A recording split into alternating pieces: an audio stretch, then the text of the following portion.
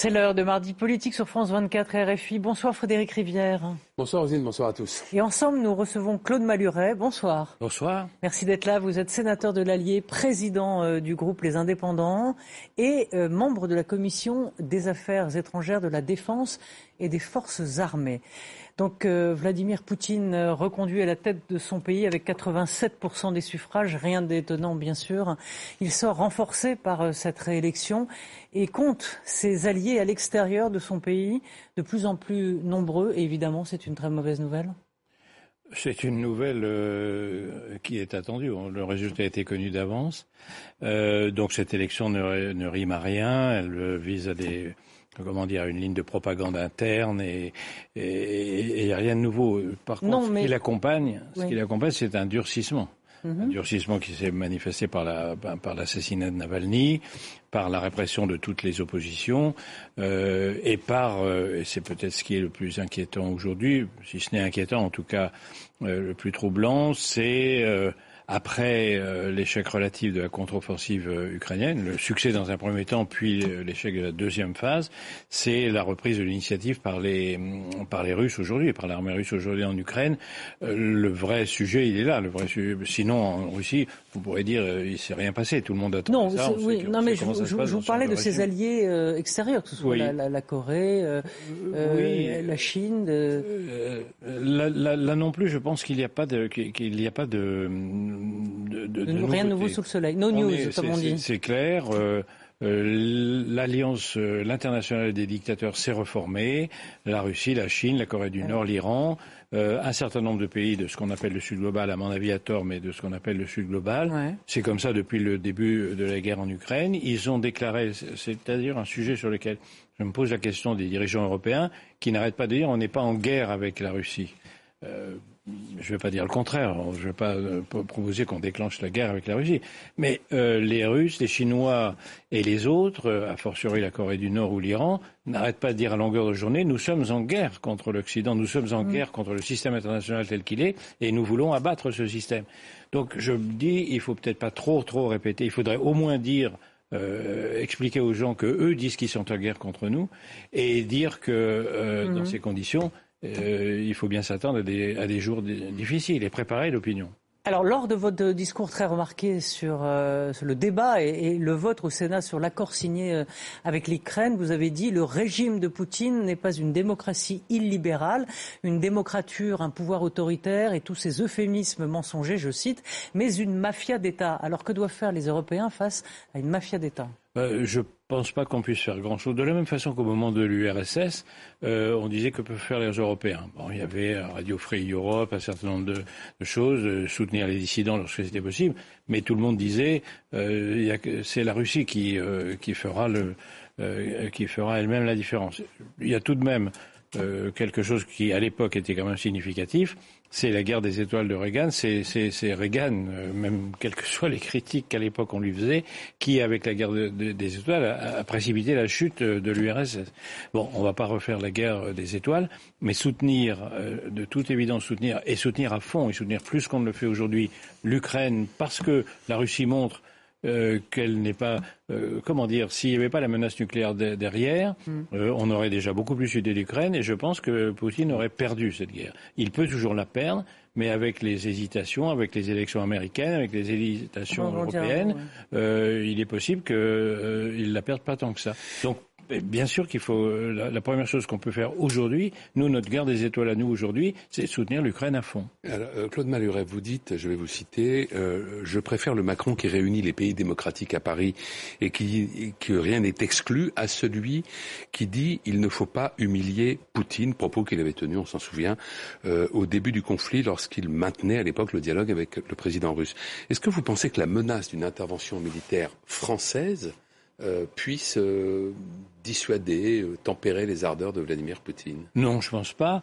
Et d'ailleurs, je pense pas que nous sommes à la veille d'une intervention militaire française. En revanche, il faut quand même dire une chose, c'est que un certain nombre d'alliés ont réagi en disant ouais, nous, on fera jamais ça.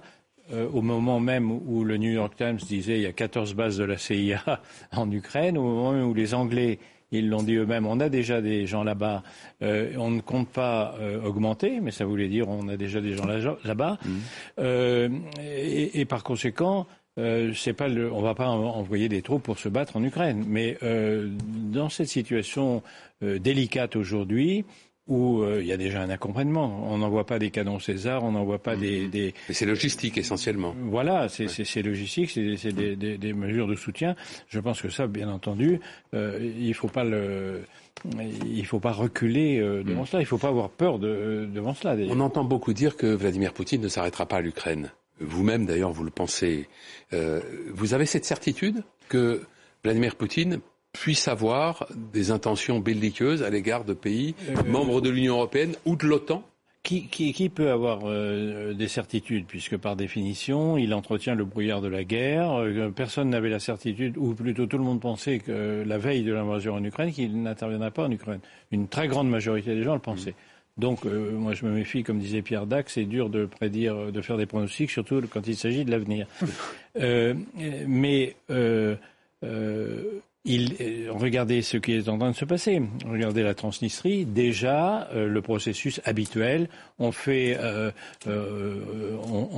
manipule des minorités russophones dans tous les pays qui étaient autrefois soit frontaliers, soit membres de l'URSS. Et ensuite, ces minorités appellent au secours. C'est la tactique d'Hitler dans les Sudètes et en Pologne. C'est la tactique c'était la tactique de l'URSS après la Deuxième Guerre mondiale. Et c'est la tactique aujourd'hui. Ça a commencé en Ukraine. Les Moldaves aujourd'hui, et d'ailleurs la présidente est venue en France il y a quelques jours, ils ont quand même une province qui s'est auto-déclarée indépendante, qui est une province russophone, et qui est en train d'appeler les Russes. C'est toujours comme ça. Et quand ça se passe sous nos yeux, ça veut dire oui qu'il s'arrêtera pas là. Est-ce que ça commencera par les États baltes ou par la Moldavie? Pour le moment, c'est la Moldavie qui est en première ligne.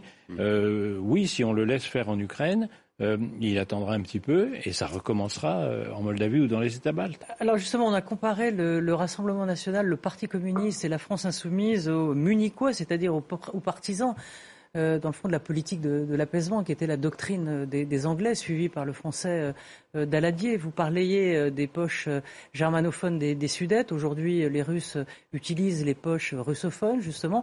Et on sait que comparaison n'est pas raison, mais on peut y voir une proximité avec l'histoire. En gros, est-ce que l'histoire repasse les plats? Oui, bien sûr. De ce point de vue-là, oui. Du point de vue de la tactique par rapport à la tactique d'Hitler par rapport aux Sudètes ou par rapport à d'autres minorités germanophones c'est la tactique des dictateurs en général. C'est jamais eux qui déclenchent la guerre. Il faut toujours qu'ils trouvent une raison de dire on intervient en réaction. On intervient parce qu'on a été appelé à l'aide, etc. C'est tellement classique. Par conséquent, ça rapproche pas obligatoirement le régime d'Hitler du régime de Staline ou du régime de Poutine, mais ça veut dire que ces régimes dictatoriaux ont un certain nombre de choses en commun, et notamment le fait d'avoir une fâcheuse tendance à envahir leurs voisins tout en disant qu'ils viennent protéger. Vous dites que ça fait des décennies, je vous cite à nouveau, que nous avons en France la 5e colonne, les collabos, les défaitistes, les pacifistes, et pour vous, Marine Le Pen et Jean-Luc Mélenchon sont les caniches de Poutine. Ils s'entendent parfaitement bien, ajoutez-vous, avec les dictateurs. Vous considérez Jean-Luc Mélenchon et Marine Le Pen comme des ennemis de l'intérieur? Sur ce sujet-là, oui, je pense que d'abord, je pense que ces extrêmes sont des dictateurs en puissance. Je pense que la 6e République, j'espère bien qu'on n'arrivera pas à la 6e République de M. Mélenchon, parce que on regrettera la 5e. Quant à Marine Le Pen, elle représente un parti qui a été fondé par des collabos, par des membres de la Waffen-SS, etc. Même si c'était il y a très longtemps et même si ça a changé, il en conserve quand même beaucoup de caractéristiques. Donc ce sont des idéologies qui sont des dictatures en puissance. Si par hasard, un jour ou l'autre, ils arrivaient au pouvoir, et par conséquent, pour moi, une dictature demain dans un pays comme le nôtre, ce serait effectivement des ennemis de l'intérieur. C'est d'ailleurs aujourd'hui déjà la 5e colonne de la Russie. C'est clair pour tout le monde. Alors le RN s'est abstenu sur le plan de soutien soutien à l'Ukraine à l'Assemblée nationale. Est-ce qu'il faut nécessairement y voir le signe au moins d'une ambiguïté à l'égard de Vladimir Poutine? Non, je n'y vois pas d'ambiguïté. Il est clair, il peut y avoir paradoxalement différentes, non pas tendances, mais sensibilités au Rassemblement national. Celle de Marine Le Pen, elle est poutinienne jusqu'au bout des ongles. Elle n'a pas changé d'avis. Elle s'aperçoit simplement que ce qui est en train de se passer en Ukraine, ça heurte, ça choque profondément l'opinion française et qu'elle ne peut pas continuer un discours pro-poutinien. Elle a bien constaté, notamment à la présidentielle, que Zemmour s'est planté et a perdu la moitié de son électorat le jour où il a dit l'Ukraine, on s'en fout et il ne faut pas s'en occuper. Donc elle comprend qu'il faut faire un certain nombre, c'est de la tactique, elle comprend qu'il faut faire un certain nombre de concessions, elle fait des concessions à l'opinion publique, elle ne fait pas du tout de concessions idéologiques. Sur le fond, je suis persuadé qu'elle ne reviendra jamais sur ses déclarations disant que Poutine est le meilleur chef d'État en Europe qu'elle a fait il n'y a pas tellement longtemps. Alors, je vous rappelle qu'avant 2022, elle prenait une alliance avec la Russie. Et ça ne dissuade pas, parce qu'on pourrait faire un parallèle dans le fond avec Donald Trump et ses embardées sur donnant le feu vert en quelque sorte à Poutine de faire feu si jamais les pays de l'OTAN ne payaient pas leurs cotisations. Est-ce qu'on peut se dire que là, les hésitants du Trumpisme, est-ce que ça pourrait justement les refroidir? Et la même chose en France, est-ce que la posture de Marine Le Pen, qui était dans le fond aussi neutre que le gouvernement helvétique, peut inquiéter les électeurs? Je ne pense pas que les électeurs de Marine Le Pen accordent de l'importance au conflit en Ukraine, hélas.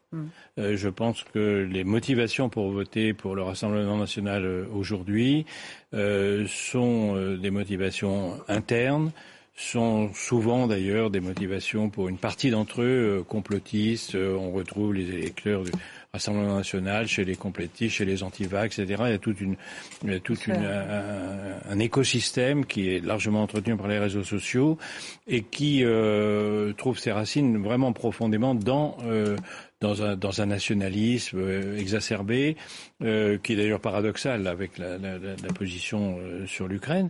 Mais je pense que ce qui se passe, pourtant pas très loin de la France, mais à 2000 kilomètres, ça les intéresse assez peu, et que, à la limite, l'opinion de Marine Le Pen sur l'Ukraine, qui est extrêmement critiquable, ne lui est pas si négative que cela dans son électorat. Dans le reste de l'électorat, je pense que tout le monde s'aperçoit que c'est une forme de... je le disais, vous m'avez cité tout à l'heure, une sorte de compromission, une forme de complicité. Oui. Est-ce que l'attitude du chancelier Scholz a pu vous déranger? Je crois qu'elle ne dérange pas que moi. Scholz en est au point où il est isolé en Allemagne même. Non seulement en Allemagne, par rapport à la CDU, dont le président l'a violemment attaqué, le président qui est peut-être le prochain chancelier allemand, donc c'est important, l'a violemment attaqué, mais sur 3 partis de sa coalition, 2 partis lui reprochent absolument de ne pas vouloir envoyer les missiles, et par conséquent, les missiles russes, et par conséquent, ça ne dérange pas que moi, ça dérange même, y compris en Allemagne, y compris au sein de son pouvoir. Je pense que Alors, il y a 2 choses. D'abord, de la part de Scholz, une position incompréhensible, et deuxièmement, moi, ce que je pense, c'est que l'historique